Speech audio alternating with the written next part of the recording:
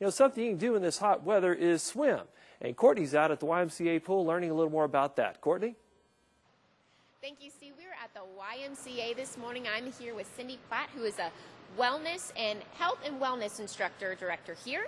And today we're going to be talking about lifeguarding. And Cindy, how are you this morning? I'm good, thank you. How are you this morning, Courtney? I am doing well. Thank you for waking up early with us.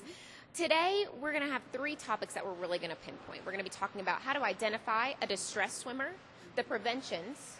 We're also going to be talking about CPR, and then first aid. Correct. Okay. All of those things come into play with what we train our lifeguards to do.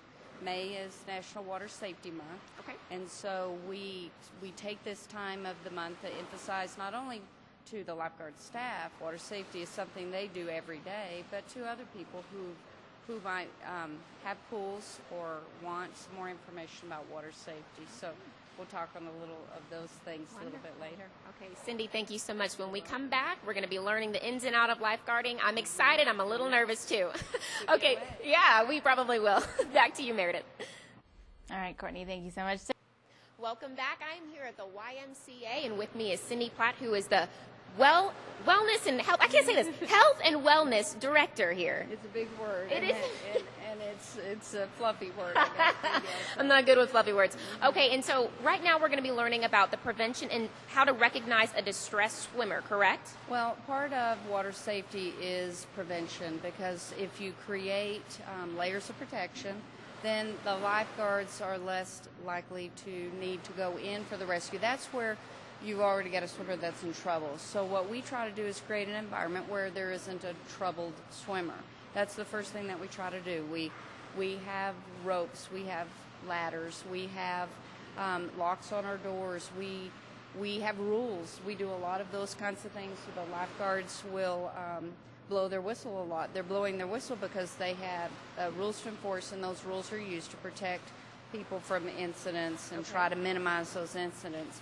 But sometimes we do have situations where swimmers can get into a bind, and there may or may not be, like we were talking in the break, there may or may not be a lifeguard on duty.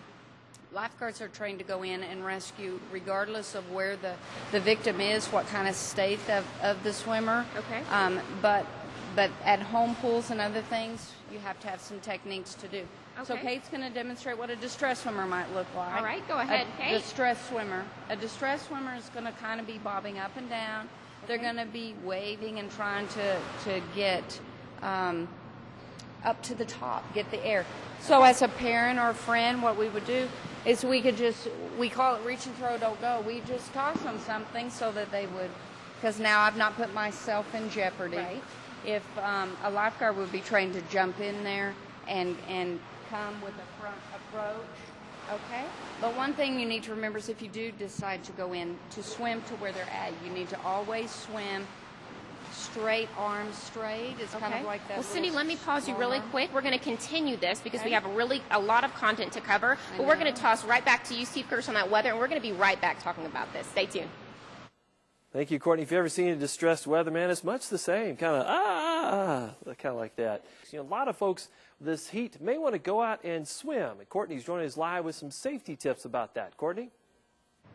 Thank you, Steve. We are at YMCA, and we are learning about CPR, right? The whole get-up of CPR. But there are actually a lot of steps that I was unaware of, and we've been talking about on the break.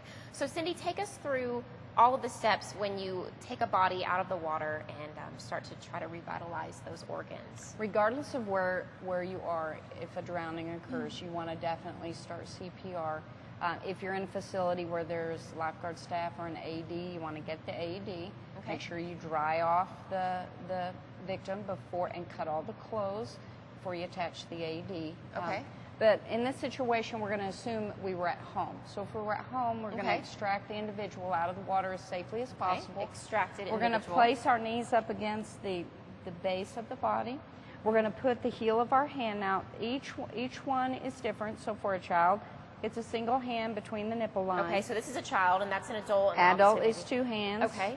There on the sternum, and an infant is 2 fingers. So we begin with 30 compressions. Okay. Those 30 compressions should be hard, fast, with complete recoil. And our goal is to maintain a continuous movement without interruption. 5, 6, 7, 9, 30. Okay. All right. When we go into rescue breathing, lifeguard staff use rescue masks for personal protection. And Okay. I've given you a little handy personal protector for people. I encourage people to keep their own so that they can give rescue breaths without concern.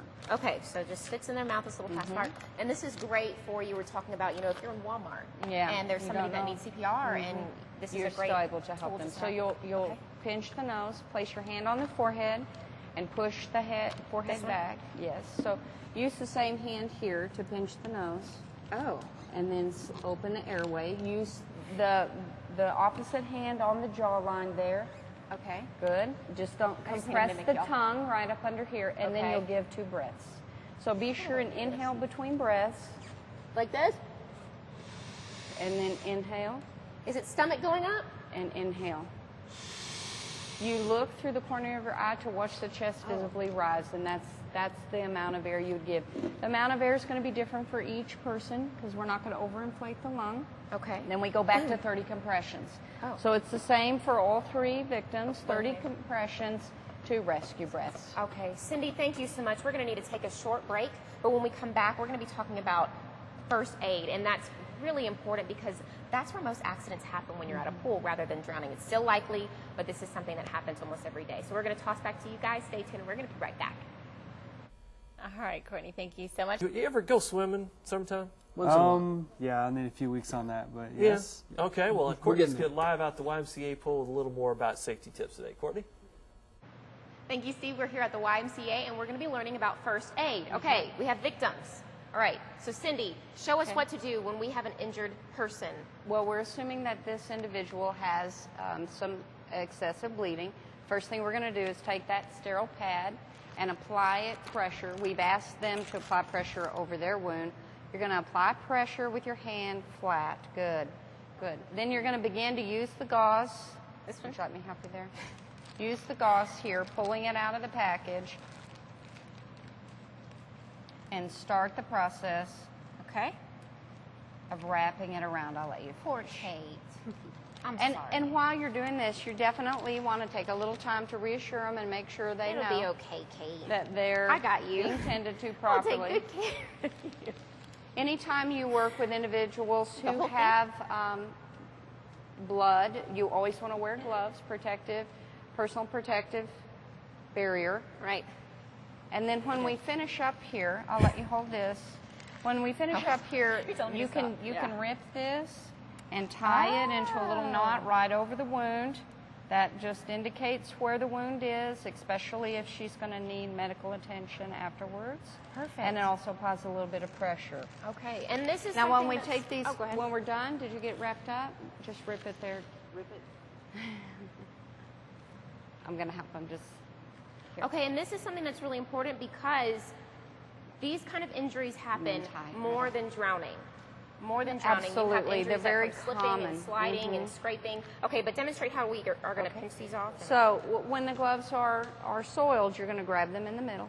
Okay. And slip them off carefully so that, and mine are sticky from sweat. All right. Okay. Wad it up into your hand. And this is emphasizes the importance of well-fitting gloves because if the gloves are too tight, you slip up underneath there where it's clean, Like that.